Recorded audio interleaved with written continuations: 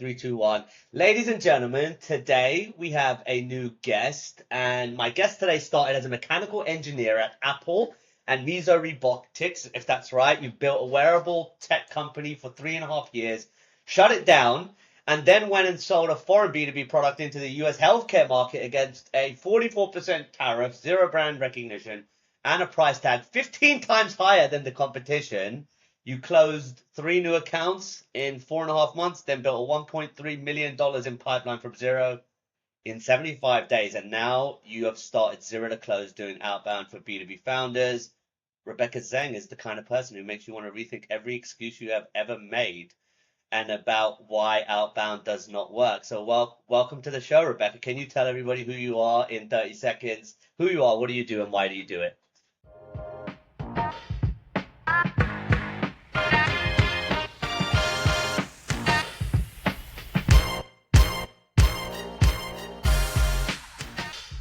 Yeah, thank you, Shane. That's a great start to everything.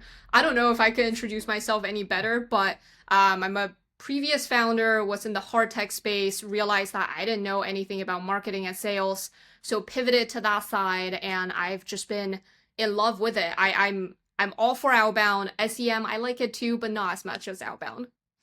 Okay, awesome. So let's get right into it then. So your background is unusual because it's for a GTM operator. You came through hardware robotics, a failed startup before you found your thing. A lot of this is a lot of this is about your conviction, your belief, and it says that you did not choose outbound because it was easy. You chose it because it was the only thing that worked when everything else was stacked against you. So you have an engineering degree from Georgia Tech. You worked at Apple. You worked at Miso Robotics. What was the moment you realized the technical side was not going to be the thing that made you successful? Yeah, I think it was one hardware installation at Miso Robotics. So I've been working really hard in engineering, like just trying my absolute best, and nothing was clicking. Like all my coworkers, it just seemed like they were doing great in CAD. All the models are spinning up just fine. And for me, I've just been struggling with just getting that one screw into the right spot in my 3D mock-up. It's Yeah. just been incredibly difficult. Um, and there was this one time where we had to get a really heavy machine installed in our lab. It was a hectic day organizing all the movers and then the logistics, all of that. That was the day that I realized, oh, this part, the operations and talking to people and not doing any engineering, but just moving that machine around is much more enjoyable than the fancy title of, hey, I'm designing a robot. The title Yep. is nice, the recognition is great, but I struggle so hard, I can't do it. And I thought, like, oh, maybe it's the imposter syndrome. It's not, it's just me. Okay. So if we move on a little bit from there, you also spent 3.5 years building, is it Calcu? Is that how you say it? Yeah, CalQ, yeah. Calcu. So that's another wearable tech company. You pivoted twice and shut it down in April of 2026, if that's the right date. What did that company specifically teach you that you could not have learned any other way? Yeah, that I have a hard time doing consumer product. I don't know how to get to these consumers. That's one. And then let's see, doing hard tech where I don't have that background, that's incredibly difficult as well. Um, Mhm. just no marketing or sales background. All I had, I guess, training in that side was from talking to investors. And that felt like running a pipeline of, hey, there are 50 that I want to talk to. I'm going to do whatever it takes to talk to them. And then it Mhm. converges to 30 that I've talked to and they said no. And then it converges down a little bit more of like some of them said yes and whatnot. But I didn't know that that was sales back then. I was just like, this is such a cool process. It's going from not knowing this person and not knowing the next connection to this person. But Yeah. eventually, after like with a 3 month period, I was able to talk to them and some of them converted. So that seemed really cool. I didn't know what it's called. I didn't even know what marketing did up until this year. It was just, I guess it was doing the motion before I even put in my head what it actually was. Mhm. Wow. So what do you think the hardest part about that transition was? You mean like from a founder to doing more sales and marketing? Yeah. I think it's the ownership level is different with people that you work with. Hmm. That people's incentives are a little bit different than when you're a founder. When you're a founder, everyone's trying to make it work. They try their absolute best to make it work. And I was Hmm. surrounded by people like that. But then leading marketing and sales later on, I've realized that some people's motivation is to do one thing and one thing well. They don't want to be a generalist. It's really Yeah. hard to expand their scope, and learning how to manage a team when they're different talents. Some people are really generalists, they don't go in super deep in one area, and then there are other Mhm. people that go really deep into their lane. Yeah, that makes sense. So I want to ask you about Blue. Is it Blue IoT or is it Blue Yacht? Yeah, Blue IoT. Blue IoT. Okay, so at Blue IoT, you were selling a foreign product into the US healthcare market with a 44% tariff, no brand recognition, and a price that was 15 times higher than the competition. I need to be speaking to you, but how did you close three accounts in 4.5 months? Yeah, it was. I think a good bit of that was the company was really clear on who the target customers are. They're Hmm. like, okay, we don't do end clients, so we don't do directly the hospitals. We do whoever's doing their installation, whoever's doing their IT. There's already a firm that they're interacting with, and we Hmm. tap into that middle layer, that firm. So instead of me, I think I spent maybe 2 weeks just running around looking for nursing homes, seeing if there's anyone, just any nursing homes, trying to see if any of their elderly is falling or going out of their zone.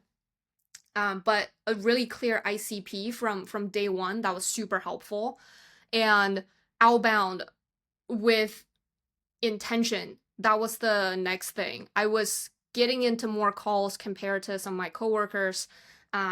And I was able to get in the conversations really quickly, even with some accounts that my coworkers struggled to get in contact with, because I was able to speak from maybe they have this pain point that I'm able to solve with the company's product.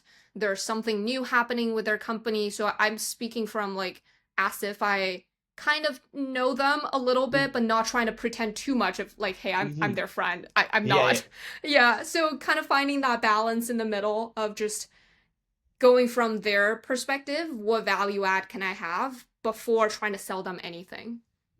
That's really interesting. So when you're talking about getting into those conversations and you were having better conversations than your peers, the only thing that mattered for me when I was early in my career and I was making cold calls for a publishing house, an intelligence company, it was the bottom barrier for entry was everybody has to make $100 a day to get this kind of outcome. And this was when we had proper phones, like they're called black Mytel phones, and I had to pick up a proper phone and tap a key and call the switchboard and say, "Hey," and fight with the switchboard operator to put me through to the CEO, and then figured out like you shouldn't be shouting at these people, you need to be their friends, and like I pushed my boundary to it was 100 calls to be done by the end of the day.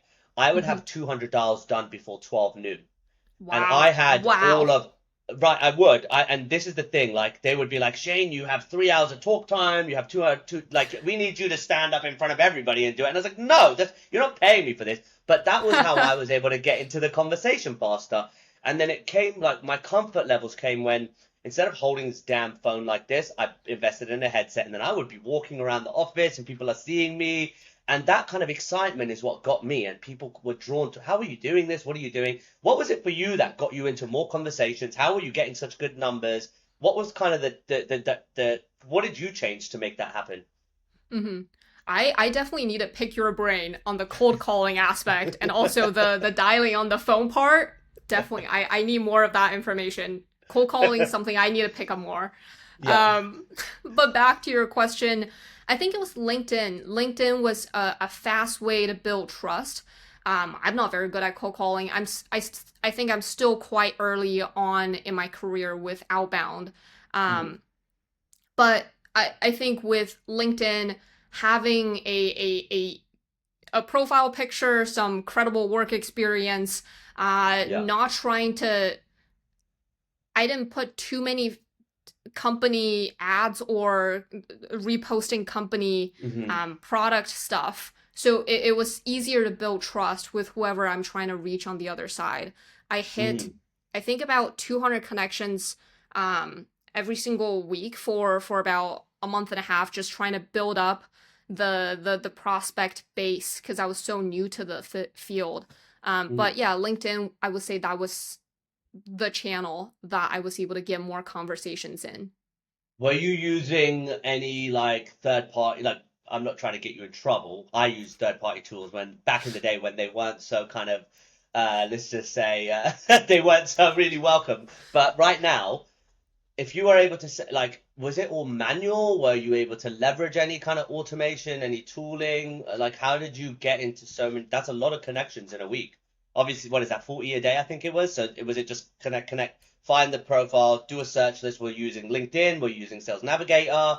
Or was it a mix? Like, what was kind of your approach? Yeah, it was very basic. The stack was so basic. It's Apollo. I find the people on there. I find their LinkedIn profile links, and then I go to LinkedIn and I add them. Most of them I added a personalized note, um, and it's pretty clear that I'm trying to sell them something in the Okay. connection request. I know Yeah. it's not standard. Everyone is like, you shouldn't put anything in your connection request, but Yep, I heard then that.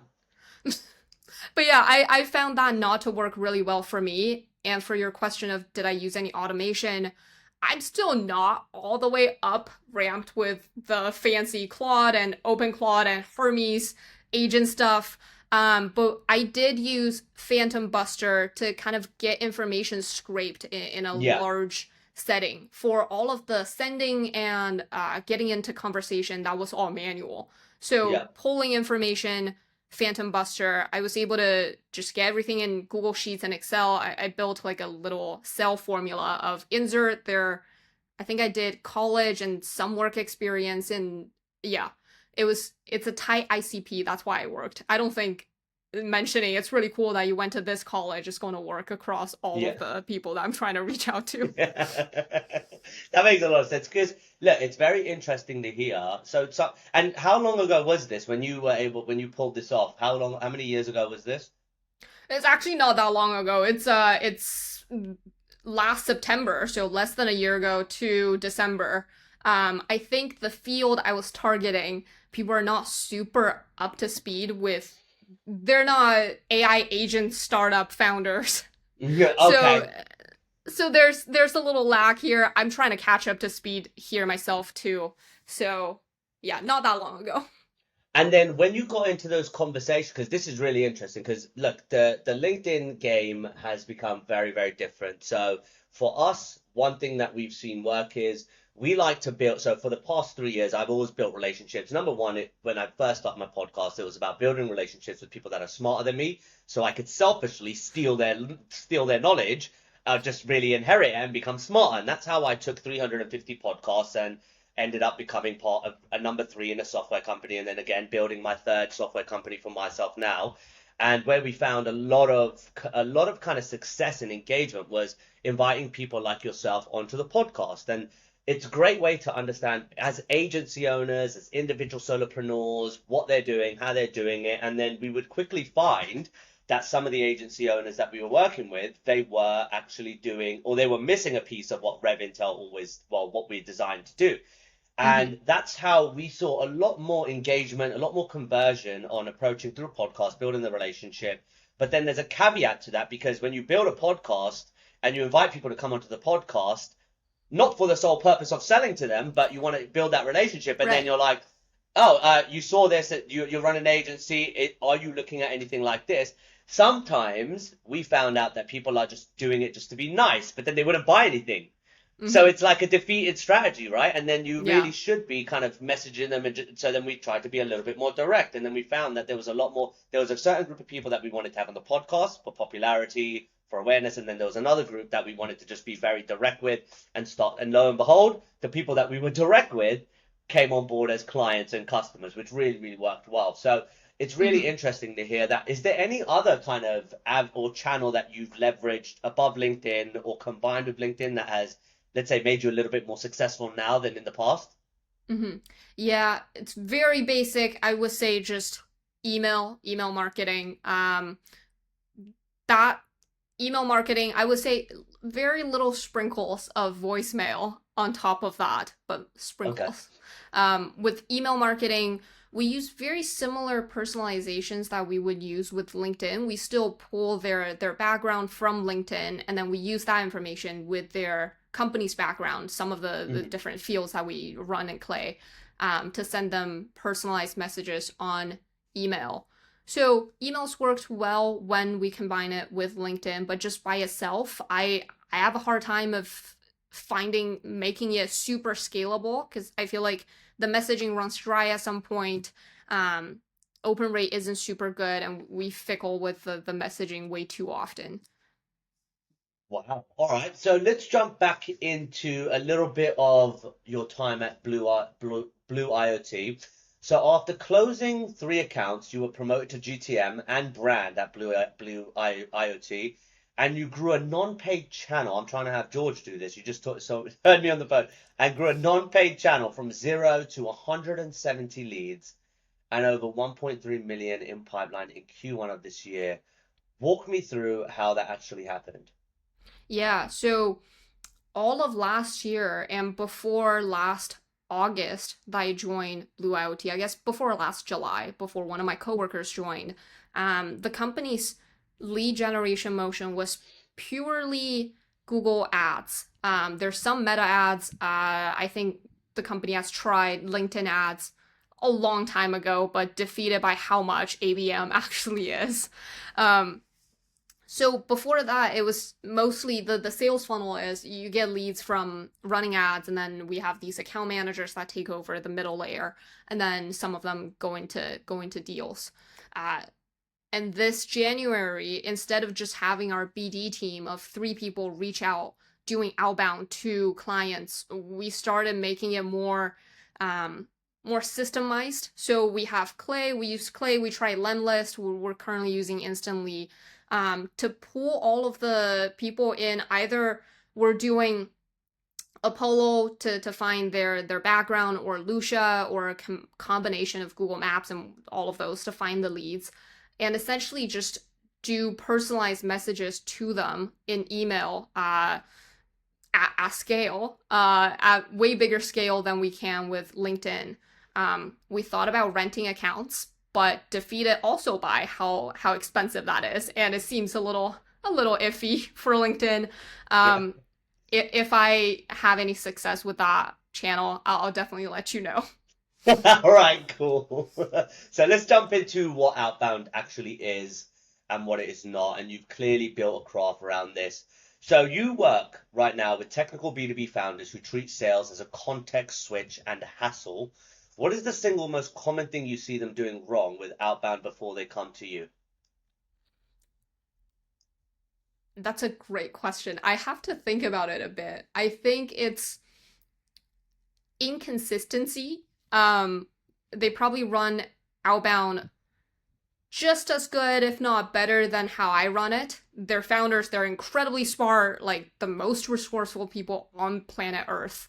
They know how to get into a door better than anyone else. So the method and the grit and everything is there. It's just they've got product to worry about, they've got like their investors to worry about. So sometimes outbound is not the thing that's on their mind. They're not Hmm. building pipeline every single day. They're not refreshing their Clay to see who popped up on the top of their table every single day. Hmm. Um, and it's just inconsistency that kind of kills the pipeline motion. They're awesome at closing because they're founders. They know their product the best. It's just, I would say, inconsistency with they could run outbound really well for 4 hour sprint on a Monday and then not do it for 2 weeks. And then they're like, oh, that two deals didn't go through. What's going on? Our pipeline's kind of dry. So yeah, I would say that maybe a little bit of they don't. know all of the tools to stack together, like what different things to use in clay. Maybe they don't have clay, but it's easy to learn. It just takes a bit of time. Yeah, it's very interesting. What I think it is because they're so technical, and I don't mean this in a bad way, but you've obviously got your technical co-founders and then you've got your visionary sales focused founders.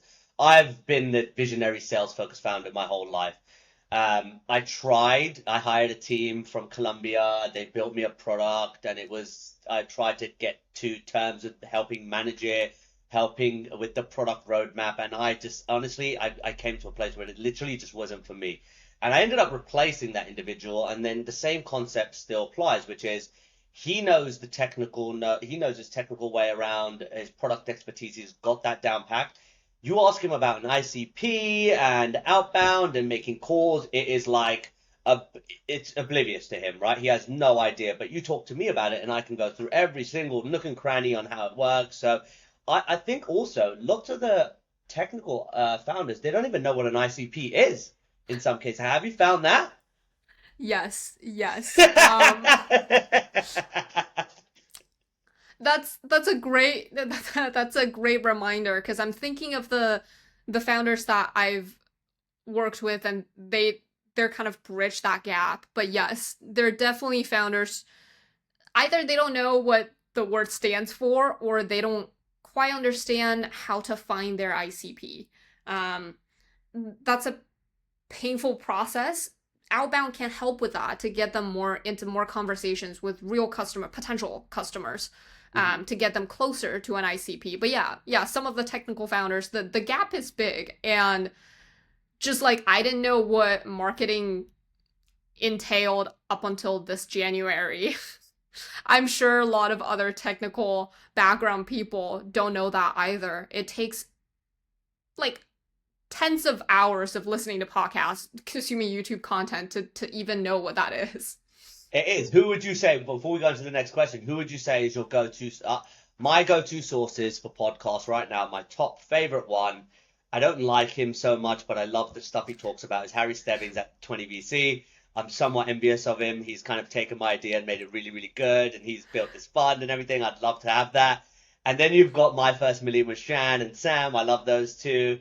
And then surprisingly, well, Moonshots with Peter Diamandis, he's really good, and then the All In podcast with Peter Kalkase, I think his name is. What would you say your top three podcasts are right now for GTM, marketing, and outbound? Yeah, really cool. I've listened to all of those, and I love that you named someone also from the UK as your number one pick. Who's Just your favorite? yeah, I think for learning, David Gerhardt's Exit 5, number one. Number two, 30 Minutes to President's Club. That's more on the sales training side. Yeah. Let's see, number three, that's a great one. I love Layla Hormozi's content. I think it's especially for days where I would hate to send out any emails to for outbound, and I'm the part that's really inconsistent, and I listen to her podcast. It's great. Those are three great lines. Layla has, they've absolutely dominated the space. I find it incredible what they've done, and they've got a baby now on the way.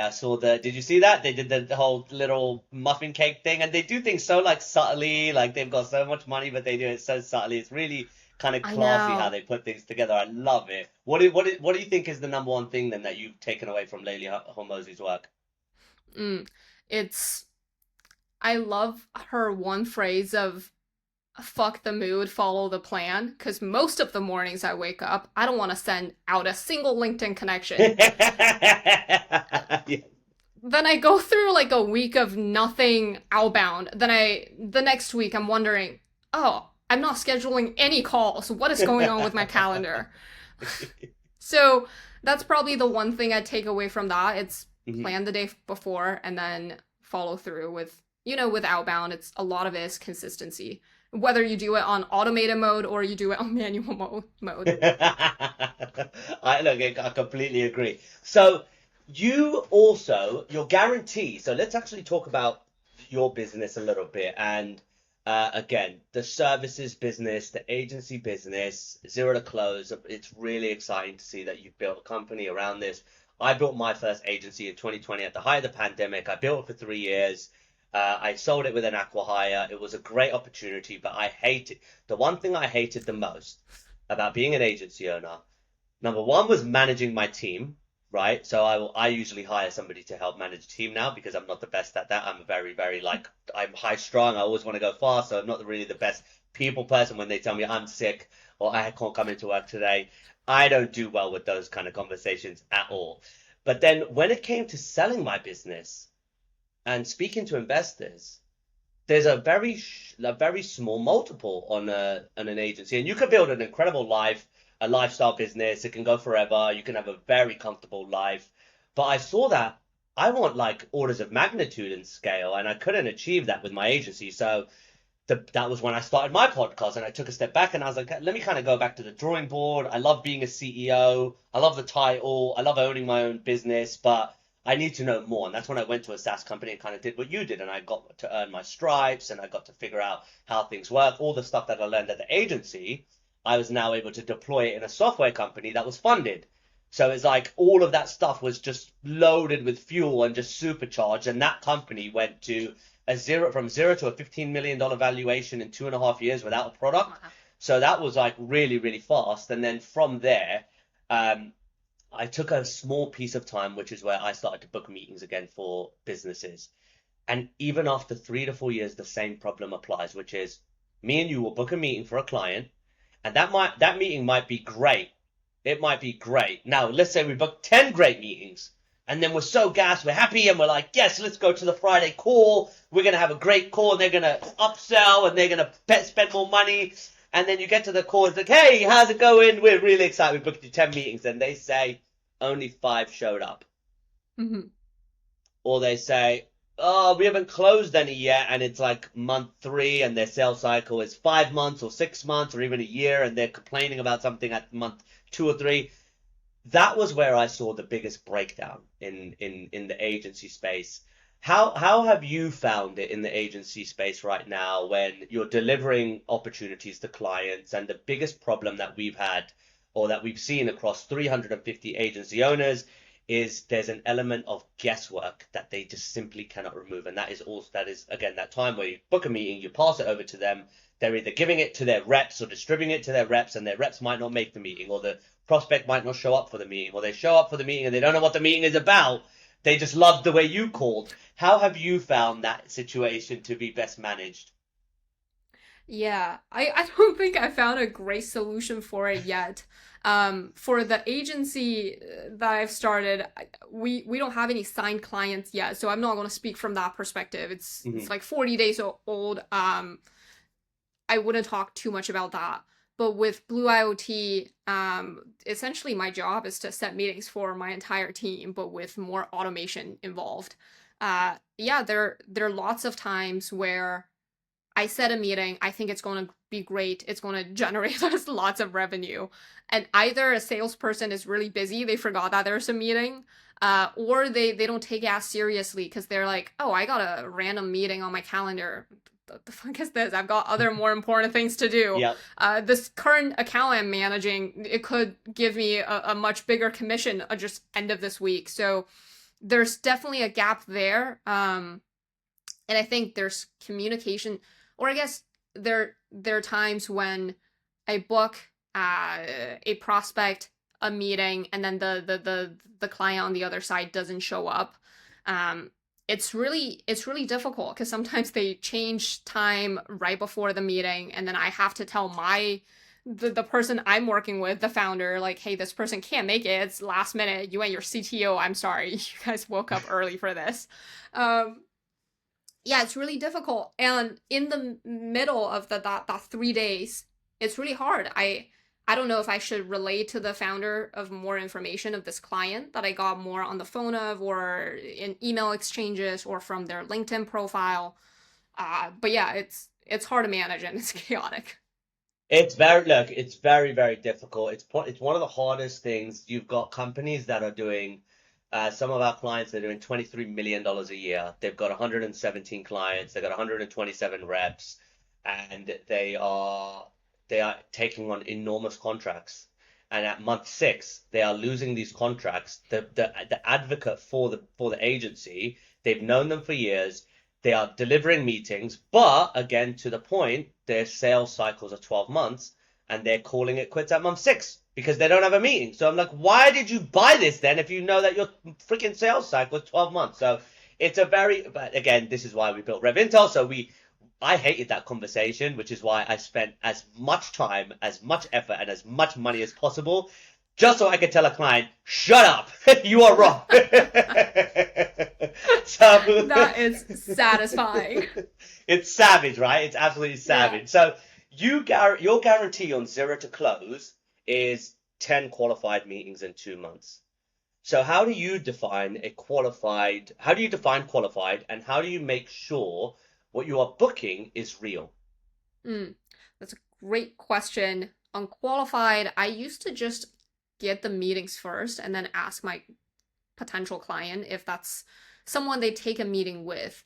That turned out not to be so productive. So now I run a list with them first to see, hey, are everything on this list, does it all seem good to you? And I'll start the outbound process. Yeah. So usually that's how we define qualified. And I forgot, what was your second question? Like, how do how do you make sure what you are booking is real? So for me, I've now, for example, when I have a call with somebody, I'll say, do you know why you're actually taking this meeting? I've just spoke to you for literally 3 minutes. We booked a meeting for this time. I don't want to waste your time on mine. Do you know why you're taking this meeting just before I go? Yes, it's because of this. And if they don't say it, then I say, look, I'm really not being difficult. Are you sure you want to even be there? Do you want to take this? Because I don't want to waste your time. I really don't have the patience for it. And some people hate me for it. But some people really love me for it because I've got to the point in my career where I'm just like, don't fucking waste my time. I really don't need you to waste my time. Just tell me no. So how do you make sure what you're booking is real? Yeah, that's awesome to hear that you're disqualifying harder than ever before. It's something I definitely need to do more of. But same thing goes back to the list. If everything is on the list, I think there's a high chance of them. Let's say it's a list of insurance brokers. I think there's a high chance they're going to buy this software. And I don't try to personalize too much away from what I'm selling. So 99% chance that they know I'm trying to sell them this particular thing. So I don't ask them, do they know why they're taking this meeting? But usually it's because I know they're on this tight list that I generated, somewhere between 200 to 400 companies that I've already taken a look at. So I know that if they're not interested, it's still going to be a good call. They're still on the ICP. Absolutely. And when you're doing this, I'm really curious to hear what you're using in terms of your outbound stack right now. So you've run outbound with HubSpot, Claude, NAN, Clay, Apollo, Lemlist. So for a founder who is starting from nothing, which of those actually matter and which ones do you find to be noise? Yeah. Apollo for any type of just scraping first. It's the cheapest one. It's not like Sales Navigator. It's easy to use. And I would say Clay for some light cleanup and just enrichment and whatnot. Find their phone numbers, find their emails. And probably between Lemlist and Instantly, either one, whichever UI they like better. It works very similarly. Just to use that, get a bunch of emails, and then they can start sending. Same thing with their LinkedIn. If they have the Apollo info, they can probably start sending from their own LinkedIn account. Makes sense. So you're all in on cold outbound right now, but at what stage of a company does outbound stop being the primary growth lever? And when that happens, what should replace it? Yeah. I would say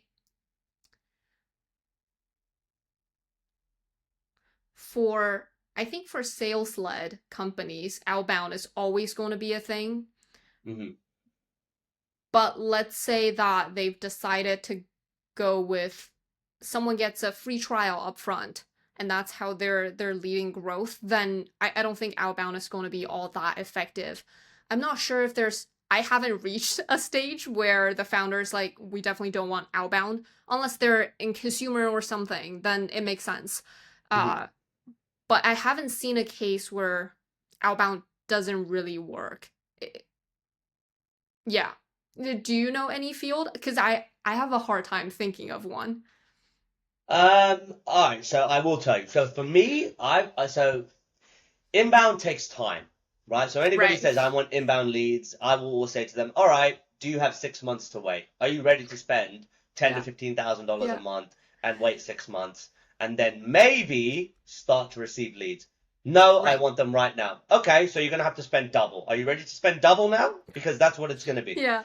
No, I'm not ready to spend double. Okay, then, so what do we do? And then you get into the conversation of here's how it works. We have to spend 4 weeks building your list, building your messaging, getting the right rep, understanding it. Then, Mr. Customer, just in case you don't know, you have not built a product like ever before. You're still doing it. We have nothing to show them. So we have to find your ICP now. That's another month that we have to do, right? And we have to take time and test and iterate and get feedback and refinement and then carry on going. And then hopefully by month 3 or 4, we can hopefully, like, you might pick up a couple of crumbs, but you will hopefully by month 3 or 4 start to recognize a significantly different ROI. Now, where I did see that the outbound strategy did not work was in the company before this. So, outbound, we were, well, to a certainty, let's say cold calling, specifically cold email.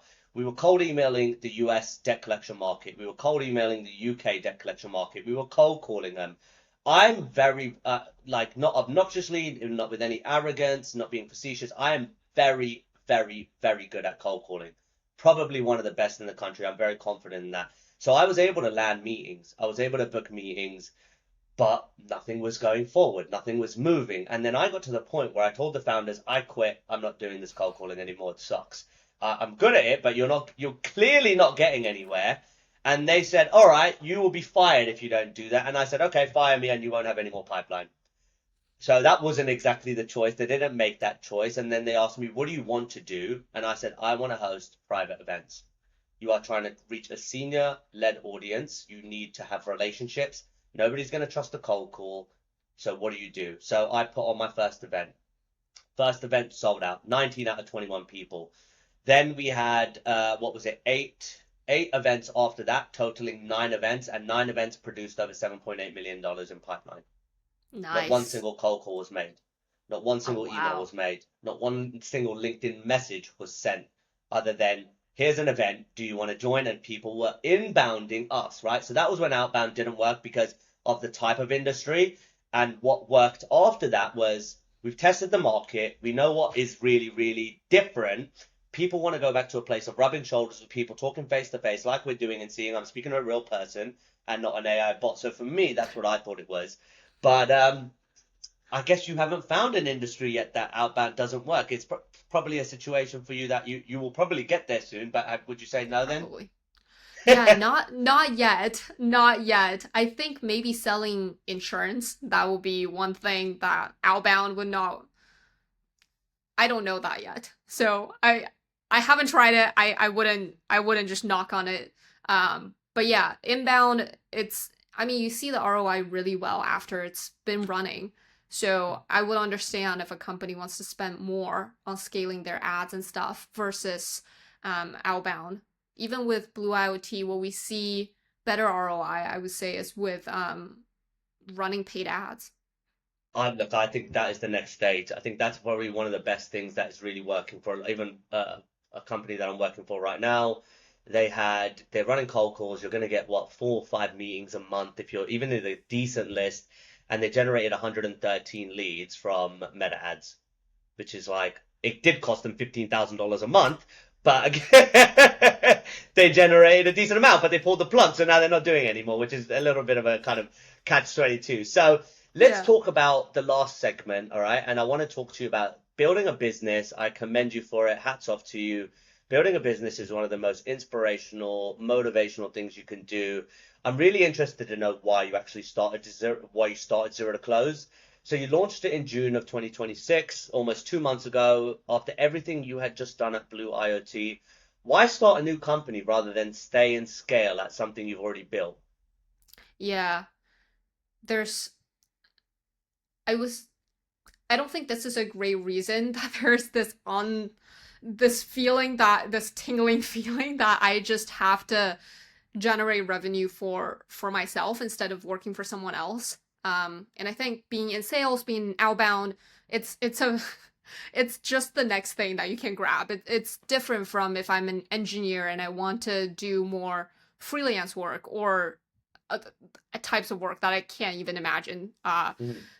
So that felt natural. And the challenges that comes with running a business is very different from working for someone else. The kind of stress or drive that you call it is different, that you're trying to learn the most about how you can improve in the fastest way possible. And I'm not that driven for someone else's business.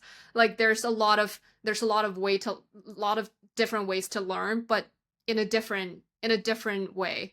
So I would say just this feeling that I need to do it.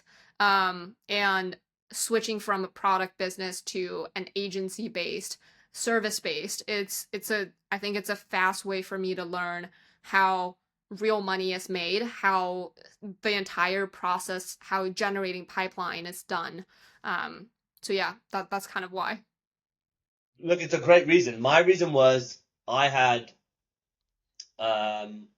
I had one of the worst sectors in 2017. I started a publishing company and they put me on the oil and gas sector at the time when oil was like plummeting. And I had to sell basically service oil and gas, like billion-dollar oil and gas services companies webinars so that they could meet and engage with the EPCs, the exploration and production companies. And that was really, really hard, but I crushed it. I absolutely did really, really well, and I became top seller, President's Club, ended up on the CEO's yacht in France, everything. And even after that, like you would think that a top performer would be treated favorably with some of their clients because they're bringing in big money. Now, I had a client campaign, a webinar that we were delivering. It's supposed to be 100 guaranteed leads, all registrations from an audience that you pre-approve. And we started to do it. And it just so happened to be that my client knew some of the people that were on that list. So Hmm. what did he do? He called some of the people on that list. And when he called some of the people on that list and asked them, hey, I'm really glad you registered for my webinar. I just wanted to see what kind of prompted you to join it. And they said, I didn't register for your webinar. And I was like, okay. And then there was a few other ones like that. And I was like, all right. And he called me and he freaked out on me, flipping out. Like, Shane, you're a liar. Your team said that they're booking meetings and everything. And I said, I just sold you the webinar. I don't even do the registrations. Let me find out what happens. So Yeah. I called the marketing director and I said, what happened? And she said, you don't need to worry. We've filled the contract. I said, no, you haven't. The client is pissed right now and he's telling me I'm a liar. And she goes, don't worry. You don't need to worry about it. We've fulfilled the contract. That's all you need to worry about. So I handed in my notice. I said the marketing individual was a complete moron. They said, Shane, you can't speak to your senior leaders like that. You're not the CEO. I said, I don't really care. She's a moron and she's fucked up my campaign. I quit. And I ended up quitting. And it was just that thought of, I call companies cold and I mention a company, they don't have no idea who it is. So why the fuck not just call as me, who they have no idea who it is either, and just sell my own business and kind of take everything? And that was kind of my thing. And look, trust me, for even yourself, 2, 3 years down the line, this will probably be the best learning experience of your life because yes, the failures, successes, you get everything out of it. So last question, and then we'll wrap it up. Do you have a hard stop at 3? No, no. All right, cool. All right, then. So I'll get the last questions out of the way. So what are results? What a results guarantee actually requires? So I stopped guarantees when I was delivering appointments, and the reason for that is because I could never guarantee that somebody would show up and sit at that meeting because if their kid broke their leg or still got sick, there's a very quick email that comes your way. Hey Shane, sorry, can't make the meeting today. I've got a sick kid and you've got to relay that to the client. So you can't really, it would be really hard to guarantee and then book it back in. But you offer a results guarantee on zero to close. Sorry, you offer a results guarantee. What does it actually require to be able to make that promise?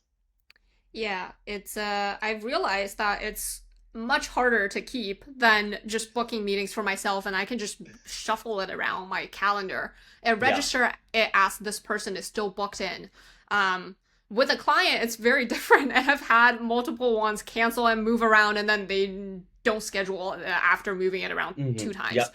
hmm Um, but it's my expectation has changed. If I guarantee 10 meetings for 2 months, that means I probably need to book around 16 to make those 10 happen.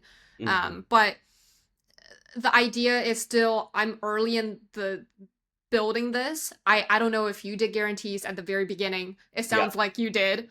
Yep. But I think just ask someone that's like, I don't have the track record to show for like, hey, this agency can book you the meetings. The hmm system works really well. So it's just going a little extra mile to get everything started. I think overshooting the number or just exceeding the number and just leaving yourself room, because that's how we used to do it. Again, when we were doing the events, to have 20 people in the room, we'd have to book 40 people because 20 people wouldn't show up. Like, imagine Yeah. that. Imagine we booked 20 and 10 showed up. Oh my Yeah. goodness, they would be so pissed at me because they spent a bunch of money on the venue. So, last few, you are using AI inside your own RevOps stack, and Claude automates sequences. What is AI actually changing about Outbound? And also, what does it not change? Mm. The messaging, I think the messaging doesn't change at all. I've tried it. The trend you see on LinkedIn, comment Claude, and you get 50 magical meetings on your calendar. I've tried them all. It does not work. I don't know who it works for, but I'm happy for them. Yeah. It changes the research. It used to take so long to do the research, and I think everyone talks about it this way. Mhm. Now it's like I can see if they're running any Google ads, if they have gotten any bad Google reviews, if they've, let's say it's a property related, have they acquired any new properties recently? All these different signals that would take me a long time to search individually, and now it kind of all comes together really fast. All right, cool. And last question. The one move, the single thing founders get wrong about starting Outbound. So you've got a technical founder, they're listening to this right now, they've come to the end of the show, they've listened to everything that they said. They have a product, they have some early customers, and they know they need to do Outbound, but they keep putting it off. What is the one thing that they are probably getting wrong and need to start doing? Yeah, stop thinking of Outbound as you need this entire tech stack. When I first started experimenting with Outbound, it was just four different email addresses. There's no DKIM, no spoof, none of the infrastructure set up. It was me typing in all of the messages, some of it from Google Sheets, so I can kind of formulate some of them, but just try do 100 a day with a template, and if you get some good responses after a week, so after 500, that means the messaging is pretty good, and you can do like a software on top of it. But if not, the easiest way is just to get some Gmails and then start with the start sending. Awesome. All right. Well, I think that is a great way to end the episode. And if they want to find out more about what you do, how you do it, where is the best place to come and speak to you? Yeah, probably LinkedIn. They can find me at Rebecca Zane for Zero to Close. All right, awesome. Well, I think that's a great way to wrap it up. Thank you very much, Rebecca, for joining the show. And that's a wrap. Thank you very much. Thank you, Shane. Thank you very much for taking the time to watch this episode and staying here the whole way through. If you like what you saw, click subscribe. It'll take you 2 seconds. It helps me reach amazing guests and deliver valuable content for you. And if you ever want to find out what we do as a business, go to www.gorevintel.com, and that is the place where we help you make decisions that are backed by intelligence, and it's for founder CEOs. That's it for me for now. I'll see you on the next episode. Bye.